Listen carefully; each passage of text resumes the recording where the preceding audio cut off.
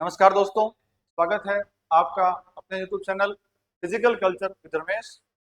दोस्तों, कल अपन ने एक छोटा सा वीडियो अपलोड किया था जो अपने इस ऐप का इंट्रोडक्शन था।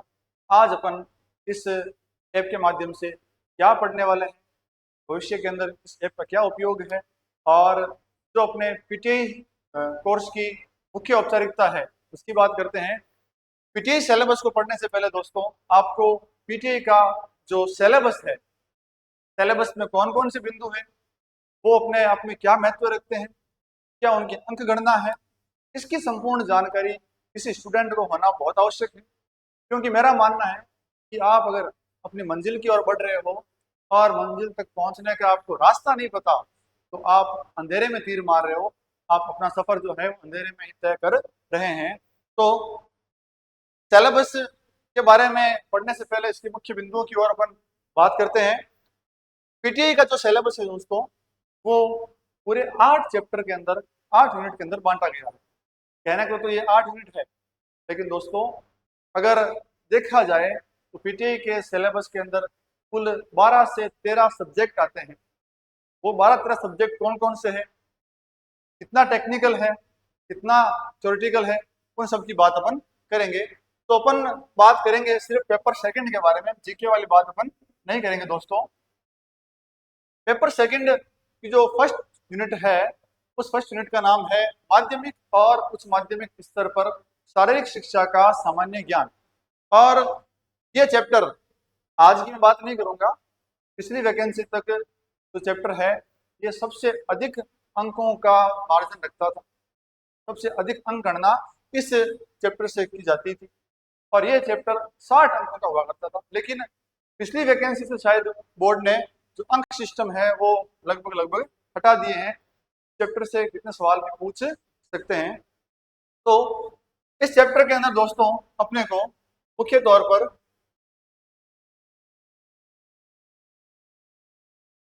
फिजिकल एजुकेशन के बारे में पढ़ना है। फिजिकेशन का मीनिंग, इसका एम, ऑब्जेक्ट, स्कोप और इसके इम्पोर्टेंस, यानी शारीरिक शिक्षा का जो फंडामेंटल बेस है उसके बारे में अपने को बात करनी है कि इसका क्या अर्थ है, क्या इसका उद्देश्य है, क्या इसका स्कोप है और शारीरिक शिक्षा जो है वो अपने आप में क्या महत्व रखती है। दोस्तों उसकी अगली कड़ी के अंदर कुछ मिसकंसेप्शन है, कुछ भ्रांतियां हैं शारीरिक शिक्षा के बारे में, उनकी बात करनी है। उसके बाद बायोलॉजिकल फाउंडेशन, जो जैविक आधार है, उसकी बात करेंगे। उसके बाद दोस्तों अगर बात करें तो एक और बड़ा पोर्शन है और उसका नाम है साइकोलॉजिकल फाउंडेशन। जो मनोविज्ञान आप जीके के पार्ट में पढ़ते हैं, उसी मनोविज्ञान का काफी हद तक भाग अपने शारीरिक शिक्षा के अंदर आपको पढ़ने को मिलेगा। उसके बाद अगर दोस्तों बात करें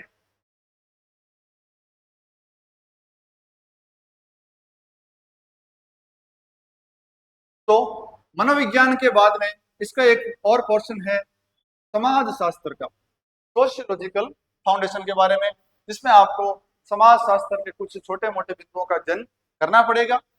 उसके बाद दोस्तों आपको इसी अध्याय के अंदर फिलोसॉफिकल फाउंडेशन पढ़ना है, दर्शन शास्त्र का आधार पढ़ना है। दर्शन शास्त्र भी अपने आप में एक विज्ञान, एक विषय है, तो उसके कुछ छोटे मोटे बिंदुओं का अध्ययन अपने को करना है।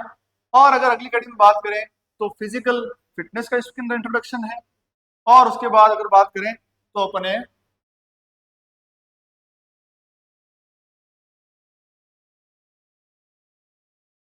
एक्सरसाइज प्रोग्राम की बात करेंगे।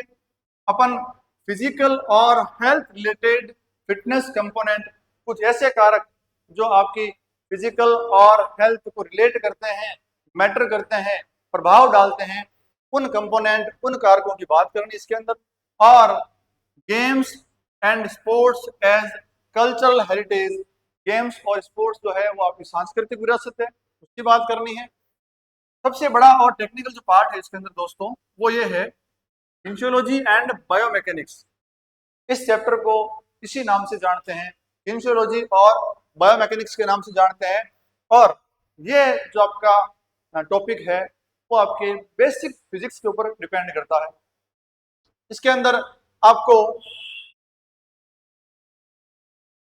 किनेसियोलॉजी और बायोमैकेनिक्स की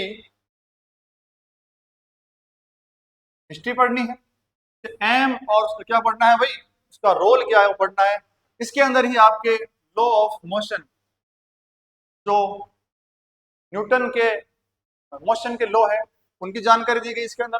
लीवर, फोर्स, एक्स प्लेन और सेंटर ऑफ ग्रेविटी, प्रोजेक्टाइल, ऐसे करके कुछ इक्विलिब्रियम, ये आपके आधारभूत भौतिक विज्ञान के कुछ टॉपिक्स हैं जो इसमें दिए गए हैं। उसके बाद अगर बात करें दोस्तों, तो इसके अंदर आपके पोस्चर की बात आती है और जो सामान्य आसन विरूपताएं हैं उसकी बात आती है। फिर आपकी बात आती है थेरेपी, यानी ये अपन मेडिकल साइंस की बात कर लें कि चोट चोट का उपचार कैसे करते हैं, क्या प्रोसेस रहती है, उसकी बात इसमें की गई है। और शायद इसमें हाँ डोपिंग की बात भी की गई है, ड्रग्स की बात की गई है कि डोपिंग क्या होता है, डोपिंग के क्या इफेक्ट हैं, क्या साइड इफेक्ट हैं, उसकी बात करेंगे। और अगर लास्ट टॉपिक की बात करूँ शायद, तो इसके अंदर प्रिवेंशन और फर्स्ट एड की बात की गई है, यानी प्राथमिक चिकित्सा की इसके अंदर बात की गई है। काफी लंबी यूनिट है और अपने आप में काफी ज्यादा अंकों का भार रखती है।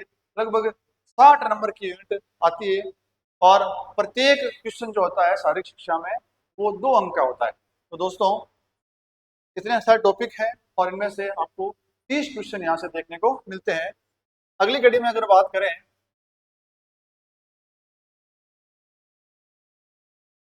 यूनिट नंबर 2 एक पर्टिकुलर टॉपिक की यूनिट है और इसके अंदर आपको 20 से लेकर के 22 गेम्स देखने को मिलेंगे। दोस्तों गेम्स की जो सूची है वो दे रखी है, एथलेटिक्स से लगा करके और आपके वुशु गेम तक कुल मिलाकर के लगभग 20 से 22 गेम होते हैं। इन 20 से 22 गेम की आपको हिस्ट्री और इनके जनरल रूल्स, इनकी स्किल और इनका मेजरमेंट यानी मापचोक और इनकी फंडामेंटल स्किल, आधारभूत कौशल, इनकी रणनीतियां और इनकी जो शब्दावली है उसकी जानकारी होनी चाहिए। और इनके अंदर कौन कौन से इक्विपमेंट काम में लेते हैं, खेलों में कौन से उपकरण काम में लेते हैं, उसकी जानकारी होनी चाहिए। और प्रमुख प्रतियोगिताएं और स्थान, इनकी भी जानकारी अपने को लेनी पड़ेगी। स्पोर्ट्स पर्सनालिटीज एंड अवार्ड्स, कौन सा खिलाड़ी किस खेल से संबंध रखता है, 20 से 22 गेम है। तो मेरा यह मानना है कि यह यूनिट भी कठिनाई के तौर पर अपने आप में एक विशेष महत्व रखती है कि एक ही आदमी को 20 से 22 खेलों की जानकारी होना थोड़ा सा मुश्किल काम है। और अगर बात करें तो इसी यूनिट के अंदर आपके एंशियंट और मॉडर्न और पैरा ओलंपिक की बात की गई है। प्राचीन ओलंपिक, आधुनिक ओलंपिक और पैरा ओलंपिक की बात की गई है। ये चैप्टर अपने आप में 40 अंक का भार वहन करता है। तो 60 अंक तो चैप्टर फर्स्ट से हो गए और 40 अंक हो गए चैप्टर सेकंड से। तो 260 नंबरों में से 100 नंबर ये 2 चैप्टर लेके बैठे हैं। तो आप सोच सकते हैं कि जो क्वेश्चनों का भार होगा वो इन 2 चैप्टर के ऊपर ज्यादा रहेगा। दोस्तों अगली कड़ी के अंदर अगर बात करें तो यूनिट नंबर 3 आपके theories, definition and history of physical education की आती है। और इस चैप्टर के अंदर आपको history of physical education in India, Bharat में शारीरिक शिक्षा का इतिहास क्या रहा है, आज से आज तक का शारीरिक शिक्षा का कितना विकास हुआ है मॉडर्न इंडिया के अंदर और ब्रिटिश इंडिया के अंदर, उसकी अपने को जानकारी लेनी है। और physical education in Greek and other countries, शारीरिक शिक्षा के क्रांति के अंदर जो जो कंट्रीज पार्टिसिपेट कर चुकी है, जैसे ग्रीक हो गया आपके, Germany, Sweden, Denmark, England, America, उन सब की बात अपने कोर्स के माध्यम से करेंगे। उसके बाद दोस्तों पॉइंट नंबर 3 है वो है contribution to the growth of physical education by following leader. इस विश्व के अंदर कुछ लीडर्स ऐसे हुए हैं जिन्होंने शारीरिक शिक्षा को बढ़ावा देने के लिए बहुत से आंदोलनों के अंदर भाग लिया है और बहुत सी क्रांति इन्होंने की है। उनमें से नाम है Coubertin, Bernard Basedow, GutsMuths, H C. Buck, G D. Sondhi, doctor P M. Joseph, professor Karan Singh और प्रोफेसर अजमेर सिंह। इन कुछ विशेष शख्सियत का, चाहे वो भारत की हो चाहे वो विदेशी हो, उनका नाम सामने आता है। और दोस्तों इसका लास्ट बिंदु है, कुछ संस्थाएं हैं जैसे YMCA, Rajasthan state sports council, Sai, NIS और नेशनल फिटनेस को कार्यक्रम, इनके बारे में जानकारी लेनी है। दोस्तों ये चैप्टर जो है वो आज से आज तक 20 अंक का हुआ करता था, यानी इस चैप्टर में से 10 क्वेश्चन आते हैं। पूरा का पूरा चैप्टर जो है वो थ्योरी बेस्ड है, फैक्ट बेस्ड है, इसमें टेक्निकल कोई चीजें नहीं है। अगली कड़ी के अंदर अगर बात करें दोस्तों, तो चौथा जो चैप्टर है वो आपके एजुकेशन और गेम साइकोलॉजी। कुल मिलाकर के ये चैप्टर जो है वो मनोविज्ञान के ऊपर आधारित है। मनोविज्ञान चाहे शिक्षा मनोविज्ञान हो, चाहे इसकी ब्रांच जो हो वो खेल मनोविज्ञान हो, इसके बारे में बात करने। और ये चैप्टर जो है दोस्तों आपके 20 अंक वहन करता था आज से आज तक। भविष्य में क्या विज्ञप्ति आती है, कितना अंक बाहर रखते हैं, इसकी कोई भी जानकारी अपने को नहीं है। दोस्तों अगली अगर बात करें अपन, तो यूनिट नंबर 5 जो है इसके अंदर आपके मोटा मोटे तौर पर अगर बात करूं मैं, तो शिक्षण की बात की गई है, एजुकेशन की बात की गई है, टीचिंग की बात की गई है। और टीचिंग के अंदर जो भी मैटर आता है वो सारा इसके अंदर अपने को देखना है। टाइप्स ऑफ टीचिंग मेथड, शिक्षण की जो विधियां हैं उनकी बात करेंगे। प्रिंसिपल ऑफ टीचिंग, प्रेजेंटेशन यानी प्रस्तुतिकरण की बात करेंगे। टेक्निक, प्रेजेंटेशन टेक्निक की बात करेंगे अपन। प्रिंसिपल ऑफ क्लास मैनेजमेंट, आप कक्षा को प्रबंध कैसे करते हैं, क्या सिद्धांत है, उनकी बात करेंगे। फिजिकल एजुकेशन के अंदर बजट की बात की गई है दोस्तों। रिकॉर्ड और रजिस्टर की बात की गई है कि आप इस संस्था के अंदर रिकॉर्ड कैसे मेंटेन करते हैं, कौन कौन से रजिस्टर होते हैं उन्हें कैसे मेंटेन करते हैं। उसके बाद बात करें तो very very important lesson planning. Lesson planning कि आप क्लास के अंदर लेसन लेते हैं, चाहे वो शिक्षण का हो चाहे प्रशिक्षण का हो, उस लेसन को प्लान कैसे करते हैं, क्या उसकी प्रोसेस होती है। टाइप्स ऑफ लेसन, उसके ऑब्जेक्टिव, उसके पार्ट्स, लेसन के कौन कौन से पार्ट्स होते हैं उनकी बात करेंगे अपन। उसके बाद दोस्तों टीचिंग एड्स की बात करेंगे कि शिक्षण के अंदर कौन कौन सी सामग्रियां सहायक होती है एक टीचर के लिए, एक स्टूडेंट के लिए, उनकी बात करेंगे। उसके बाद बात करते हैं guiding principal, essential features, techniques and qualities of supervision. Supervision को अपन पर्यवेक्षण बोल दो या निरीक्षण बोल दो, उस निरीक्षण की क्या क्वालिटीज हैं, क्या टेक्निक है, क्या उससे गाइडिंग प्रिंसिपल है और क्या उसके एसेंशियल फीचर्स है, उनकी बात करेंगे। दोस्तों आगे की अगर बात करें तो एक टॉपिक और है अपना organisation and conduct of competition. तो ये सर दोस्तों टॉपिक है, ये पूरी यूनिट इसी नाम से जानते हैं कि यूनिट 5 टूर्नामेंट। तो इसके अंदर अपन खेलों के अंदर कौन कौन से टूर्नामेंट अपन कंडक्ट करवाते हैं, कितने टाइप होते हैं, किस प्रकार करवाते हैं। एक पीटीआई को, एक कोच को टूर्नामेंट की जानकारी होना बहुत बहुत जरूरी है, मस्ट कंपलसरी है। आगे अगर बात करें तो लास्ट टॉपिक है इसका पब्लिक रिलेशन, जनसंपर्क की जनसंपर्क का शारीरिक शिक्षा में क्या महत्व है, कि क्या तकनीक है और क्या उसके प्रकार है, उसकी बात अपन करेंगे।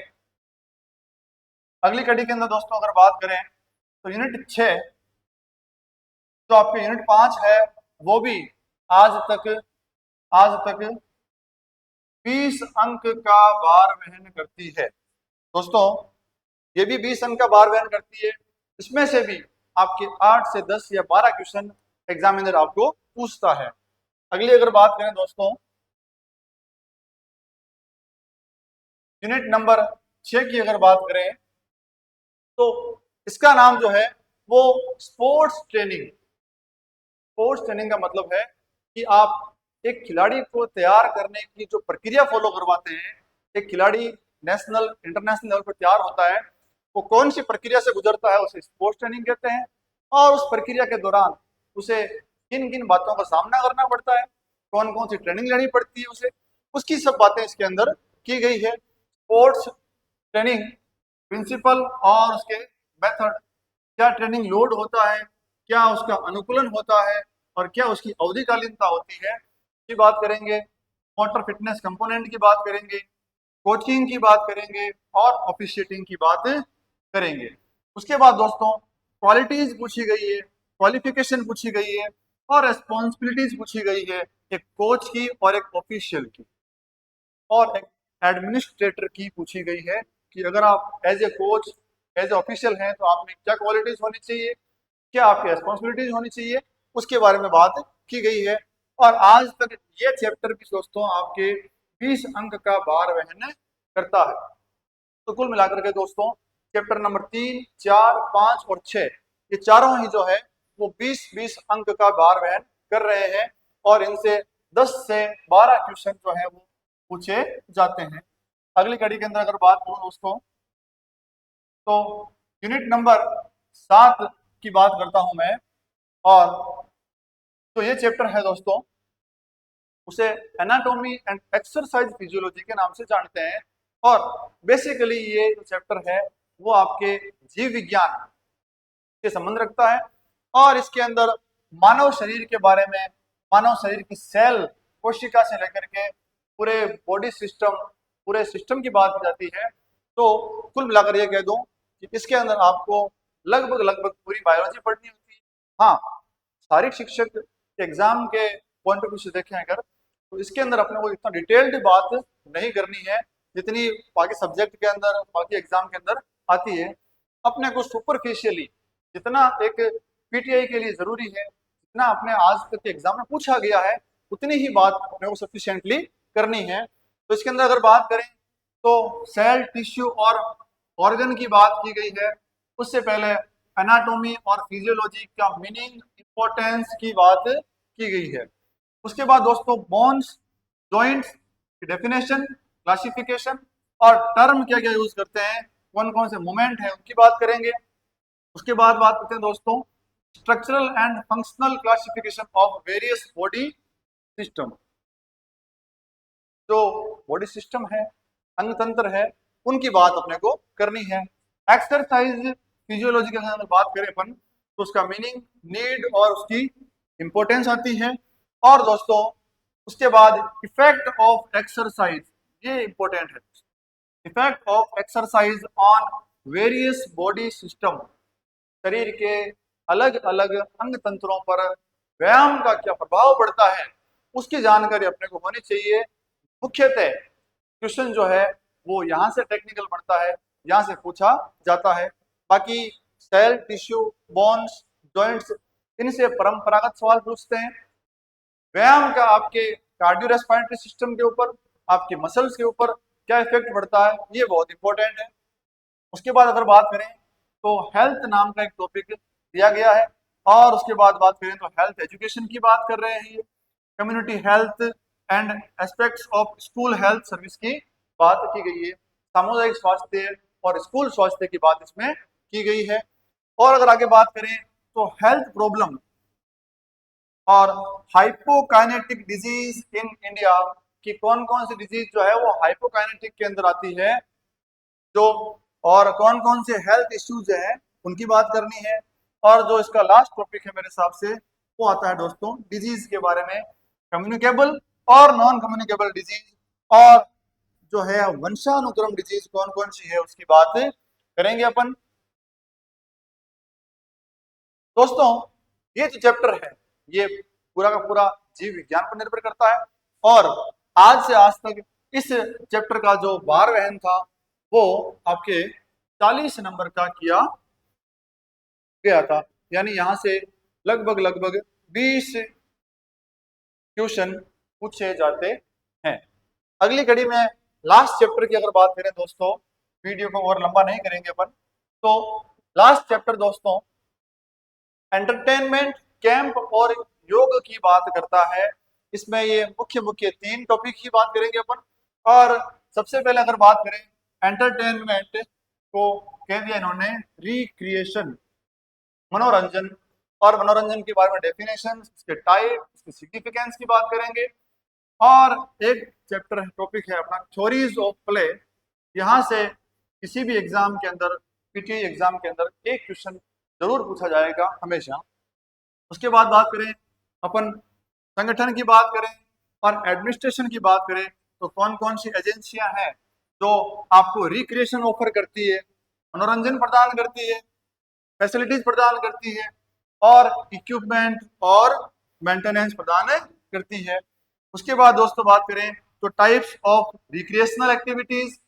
फिर बात आ गई शिविर की, कैंप की, कैंप के कितने टाइप होते हैं, कैंप क्या होता है, कैसे उसका आयोजन करते हैं, कौन कौन उसमें लोग भाग लेते हैं, कौन कौन सा एज ग्रुप भाग लेता है, उन सब की बात करेंगे।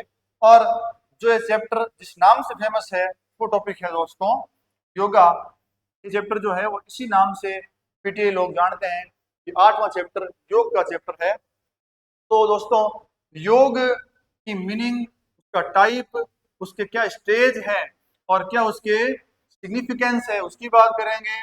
और फिर बात आती है पतंजलि का फिलोसॉफी की बात आती है कि पतंजलि दर्शन क्या कहता है शारीरिक शिक्षा के अंदर। और दोस्तों लास्ट में बात करते हैं दो चीजों की, हठ योग, और उसके बाद बात करेंगे दोस्तों आसन की। तो मेरे हिसाब से दोस्तों एक टॉपिक और रह गया जो अभी सेकंड ग्रेड में ऐड किया था। हालांकि सेकंड ग्रेड के अंदर हठ योग को ऐड किया है और पतंजलि दर्शन भी पहले नहीं था। और management of disease through yoga, आप योगा के थ्रू डिजीज को कैसे मैनेज कर सकते हैं, कैसे ठीक कर सकते हैं, कैसे उसका उपचार कर सकते हैं, उसके बारे में बात की गई है। दोस्तों ये अपन ने अभी औपचारिक तरीके से शारीरिक शिक्षा के 260 नंबर का पूरा सिलेबस एक्सप्लेन किया है। हालांकि अपन ने हर एक बिंदु को एक्सप्लेन नहीं किया है, बस उसकी जानकारी ली है कि फलाने फलाने बिंदु आपके टॉपिक के अंदर है। सारे सिलेबस को एक्सप्लेन करने के लिए काफी लंबा वीडियो बनाना पड़ेगा। तो दोस्तों मैं आप लोगों के लिए हर एक टॉपिक का एक अलग वीडियो बनाऊंगा और उसे एक्सप्लेन करूंगा कि अपने सिलेबस में जो टॉपिक दिया हुआ है उसका क्या महत्व है और ये क्यों दिया गया है। अब जो अपना उद्देश्य है इस सिलेबस को बताने का वो दोस्तों यही है कि शारीरिक शिक्षक की तैयारी करने वाले किसी मेरे साथी को सिलेबस का एक एक बिंदु याद होना चाहिए। अगर आपको सिलेबस का बिंदु याद नहीं है तो आप जो मेहनत कर रहे हैं वो गलत दिशा के अंदर कर रहे हैं। अगर आपको सिलेबस का बिंदु याद नहीं है तो आपको दुगुनी मेहनत करनी पड़ेगी। दोस्तों आगे फिर मिलेंगे और नेक्स्ट जो दिखाऊंगा वीडियो में वो लेके आऊंगा कि शारीरिक शिक्षक भर्ती की आपको तैयारी कैसे करनी है, क्या रास्ता अपनाना है, क्या टेक्निक अपनानी है, कितने घंटे पढ़ना है, क्या चीजों को अवॉइड करनी है, उन सब की अपन चर्चा करेंगे। वीडियो को जरूर शेयर करें और इस राजस्थान के प्रत्येक पीटी साथी की जो तैयारी कर रहा है उसके पास पहुंचाए ताकि उसको सिलेबस की संपूर्ण जानकारी मिल सके। और अपन ने शायद बात नहीं की है, ये जो चैप्टर है इसका भी जो बार वहन है दोस्तों वो भी 40 नंबर का रखा गया था आज से पहले। तो वीडियो अगर अच्छा लगा तो उसको लाइक करें और अधिक से अधिक इसको शेयर करें। धन्यवाद, नमस्कार।